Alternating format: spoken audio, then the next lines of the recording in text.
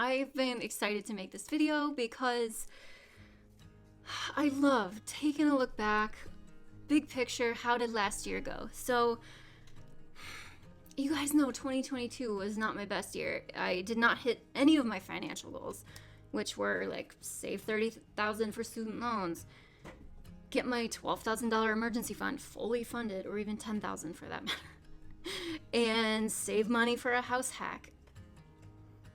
Did not accomplish any of those things, but it doesn't matter. I still, looking back overall, I still feel pretty good about it, and mostly from a net worth standpoint. So that's really the bit about this that I'm most excited to share with you guys, just because even when you think you're doing crappy in the moment and you're not really seeing all of the positive value that you're adding to your life by deciding to take weekly steps to get better, to try to do better, even if you keep failing, you at least try to keep moving forward. And that was absolutely my 2022. I went over budget every single month on personal spending, groceries, and food. And if you guys have been following, you know I was just really discouraged by the end of the year, and I even gave up on student loan savings in December because I just knew I wasn't going to hit my target, and I don't know, I was just really down and out about it. But overall, taking a step back and looking at the big picture, I'm still really proud of myself, and even any effort will move you forward. It'll move the needle in the right direction. So that is very exciting. So what I'm going to do now is I'm going to jump over to my spreadsheet. You guys know Google Sheets is where it's at for me because, yes. So here she is, 2022 as a whole. Now, I am covering up the net worth with my face right now because that's the most exciting part. But as always, we always start at the top with income and my W-2, which I lovingly refer to as my soul death. It was what it was. You know, it wasn't as strong of an income year for me as 2020 or 2021, which was part of the discouragement and part of the reason that I wasn't able to do as well as I was wanting to, just because obviously I'm forecasting the year ahead based on the year prior. So coming off of the high of 2021, I definitely had higher expectations for 2022, and they were just not met, and that is okay. But the exciting thing about 2022 is the addition of this second income stream here, YouTube, obviously. So I was monetized at the very end of July, and I made like $16 in July. And then in August, I was monetized and made like $84 or something to finally reach that $100 payout in September. And then from there on, so far, it's gone up and up. I do expect a dip from December. So January's payout for the month of December, I expect a dip in February's payout for the month of January, just from the way YouTube works. December is usually a really high view month for the platform overall. But either way, we got monetized, and we've hit the threshold ever since we first hit it in August. And that should continue, which is wonderful. Adding a side hustle income to your income is priceless. Obviously, that's incredible. So very happy about that. And then the rental property, we started off the year shaky. You guys know I bought it in 2021, and it needed like $12,000 worth of work, which is why I had no emergency fund at the start of this year, and why I had zero income from my rental property for the first couple months, just because I paid most of the repairs that needed to happen. No, I paid all of the repairs with that $12,000 emergency fund. And then the tenant moved in, and it had been vacant for some time, and obviously had been fixed up from the previous shitty tenant and whatnot. So there were going to be things that the new tenant discovered after moving in and getting comfortable in the place, which is exactly what happened. She moved in January, and January and February, she just found little things that needed repairs. And so the property management team kept a tally of those for me, and then just paid the balance out of my rental income as that came in, which is why it was $0, and then only $62 for March. And then things got better in April and May, and then June, not so much, not so much in July. Whatever, you have to season a property, right, as they say. So it wasn't great at the start of the year, but after August, and knock on wood, ever since, it's been running just fine. She hasn't had any issues just yet. I think June was when the HVAC unit died. Anyway, it doesn't matter. It doesn't matter. There's going to be things that happen, okay? It just is what it is.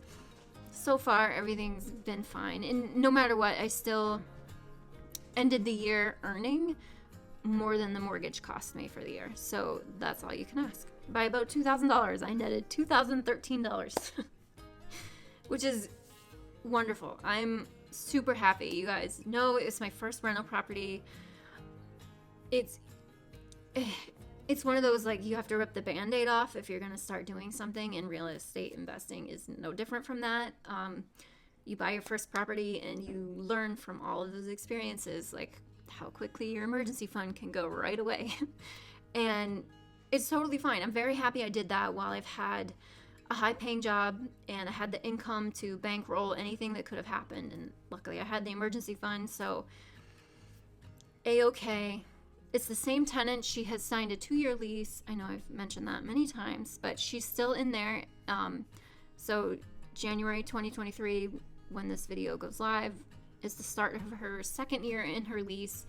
And the lease amount is staying the same for 2023. If she decides to stay beyond that, it does go up by like $160 something a month or whatever, but that's neither here nor there in the scope of 2022. And then this is just like my monthly bills. I just mark them paid as they get paid. And as we all know, student loans were in forbearance the entire year, so I did not have to make any payments to Mohila, which is lovely. And then I'm gonna pop over here. So this was my student loan savings over in the upper right.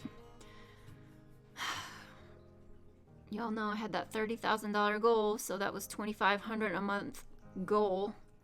And as you can see, March was really awesome, and September, because those are the 3 paycheck months of the year for us bi-weekly people on our current pay schedule. Our March and September are always 3 paycheck months, which is why I was actually able to go above the goal for those 2 months. But as you can see, like, I didn't make up for the other months that were absolutely under goal. Which is fine. So $30,000 goal. I managed to save $23,700 for my student loans in 2022. So $6,300 shy of my overall goal, which is okay. Is what it is. And then this chart here is just I kept track of my investments that I made each month in either my Roth, FundRise, or my emergency fund, which is not an investment, but you know what I mean. And now we can come over to the assets. Yay. So this is where I'm tracking everything. So it's broken down into emergency fund, my car, vet, and medical fund, annual expenses fund, travel fund, real estate, which is my real estate savings account where all of my rent gets deposited into, and then the mortgage gets drafted from. So that's got its own specific bank account, which you guys know I'm using to save up for the down payment on my next rental property. And then rental number 1, as you can see from the note, this is my one rental property. It is the appraised value minus the original note. Sorry, it is the appraised value, minus, wow, I'm gonna start that over again. Property number 1, you can see the appraised value was $43,000. And so what I do is each month, this has gone up a little bit over time because I take that original appraised value and I just subtract on what I have left on the mortgage. So if for some reason I did sell the property, theoretically at that appraised value of, the appraisal actually happened in late 2020, I believe, mid to late 2020. So if I had to sell the property and pay off the mortgage, this is the theoretical value or cash that I would get out of pocket after selling it. So that's why it goes up a little bit each month, just because the monthly mortgage payment is putting a little bit of dent into that principal. Now, just as a side note, obviously, or maybe not obviously, but this is incredibly conservative. Just doing a quick Zillow, which is like, take that for a grain of salt, but just quick Zillowing the value of my property has more than doubled in value. Obviously, I don't care to really know the specifics. I'm not going to go out of my way to pay for an appraisal and go down that process just to know the exact worth of it. I don't care. It's definitely a buy and hold property for me, at least at this time, and I don't plan on selling it. But that being said, I do still pretty frequently get random texts and random phone calls asking me if I'm interested in selling it. So, including I got a text and a phone call while I was in Florida a couple weeks ago. So I still feel very confident that I made a good decision from at least a real estate investment perspective when I bought that property. So that makes me feel good. The more people that kind of cold call me and reach out and see if I'm interested in selling makes me feel good about that purchase. So I know the appraised value of $43,000. Jesus, it must be a dump, but it's not. It's just a small house in suburban sprawl. It's like a two bedroom, 1 bath, 3 bedroom, 1 bath. I don't even know. It doesn't matter. It's just clearly, it's in the Midwest. It's a hell of a lot cheaper cost of living than here where I am. So whatever. Anyway, it's, yeah, that's all. Next category, 401k. We all know the S&P 500 had a little bit of a shaky first and second quarter there. So that went up and down, but overall, obviously, I contribute to it anywhere between like $700 and $1,000 a month or something like that between myself and my company match. So it's theoretically going to go up in value just because of sheer contribution, but also the stock market's been all over the place. But clearly that's my largest amount held in any one entity, so that has a really pretty big impact on my net worth, which is fine. And of course the Roth IRA met the same fate with the S&P 500 instability at the beginning of the year, although both of those have pretty well calmed down a bit and grown a bit as the year came to a close. And then FundRise, you guys know I love FundRise. Basically, if you aren't familiar, that is just a crowd-funded real estate investing platform where you can invest in real estate if you don't want to own your own properties and deal with the headaches of that kind of thing, deal with your emergency fund being evaporated very quickly. FundRise, I love it. And I contributed throughout the year $980 to that, and my overall portfolio went up by about $1,200. So that's pretty on par with when I log into the app. I made about $400 in appreciation and dividends from my FundRise account, which is wonderful. And then of course my HSA is just growing as I contribute to it every paycheck.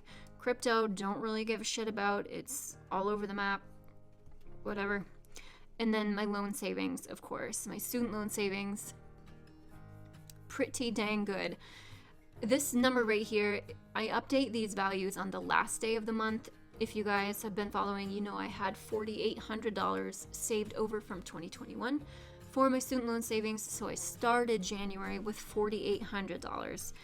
And then I ended December with $28,718, which is wonderful. So very good growth in my assets overall. Let's see. So December, $122,577 minus 77734. $48,000 actually, you guys can't see that, it's too small, but $44,843 in growth in my assets, which is just amazing. So, and then of course, student loan savings. I started the year with $160,722, and it has gone down just because my employer has made a few loan payments, but whatever. So of course, the most exciting thing right here is my net worth. Oh man. Started the year with a negative $82,966 net worth and grew it to a negative $37,673 net worth. So now I'm going to move my big head, and you can see this chart. Look at that. That's so exciting. It's obviously the numbers kind of speak for themselves, but just to be starting the year down in this 75,000 to 100,000 in the negative category and actually making it all the way up above a negative $50,000 category, I'm just so excited. So that's what really gives me hope for 2023. And in the moment right now, I don't feel like I'm going to want to put so much pressure on myself. Yeah, I have my yearly financial goals, but really having not hit a single one of them in 2022 and feeling really discouraged by the end of the year, now that the new year is here and I've taken some time to kind of look back, it doesn't matter that I didn't hit the goals. What matters is that I drastically changed my financial situation from almost six-figure, well, in 1 year, almost $85,000 in debt, or in the hole. We all know I still have $160,000 of debt from student loans, but overall, between investments and savings, and I've pulled myself up by whatever I calculated earlier, that like almost $45,000, despite only being able to save about $24,000. That is another 20-ish thousand in investments and just growth in my different portfolios, my different investments, really. So that's huge, and I'm really excited to see what 2023 can bring. Even if I do get a different job that is not quite as high paying, it doesn't matter. I'm still going to move the needle forward. Month after month, week after week, with weekly transfer Tuesdays, really, because I will always, always, always find, even if it's $5 sometimes, which you all know it has been, even if it's only $5, I will always find a way to make a money move every single week, because that's what makes the difference here, which is just incredible. I'm just really proud of myself, and I don't know. I hope that this is at least a little bit inspiring for you guys. Even if you feel like you've had a dumpster fire year, it really helps to really zoom out and take a look at everything overall to see how you did, and realize that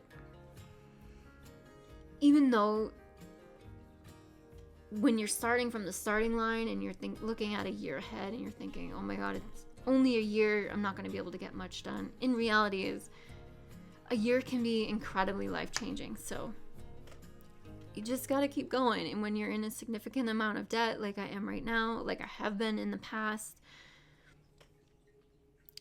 one good year in the positive direction after another is what makes the difference. There will be an end line eventually, even if I don't accomplish it at the breakneck pace that I started out wanting to do back in 2020 when I first sat down and made that 5-year plan.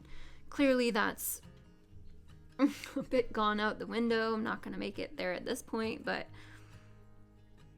even attempting and starting puts me there a hell of a lot faster, whether it's 7, 8, 10 years, than just like giving up and living along as if I didn't care because it was too daunting to even get started.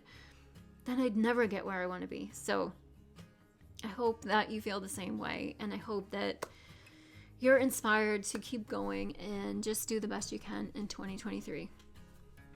That's all we can do. Thank you guys so much for watching. I love to hear in the comments, how did your 2023 go? Better than expected, not as good as expected, but you still feel good about it. I hope it was either one of those. Let me know. I'd love to hear about it. Thank you guys so much for watching, and I'll see you in the next one.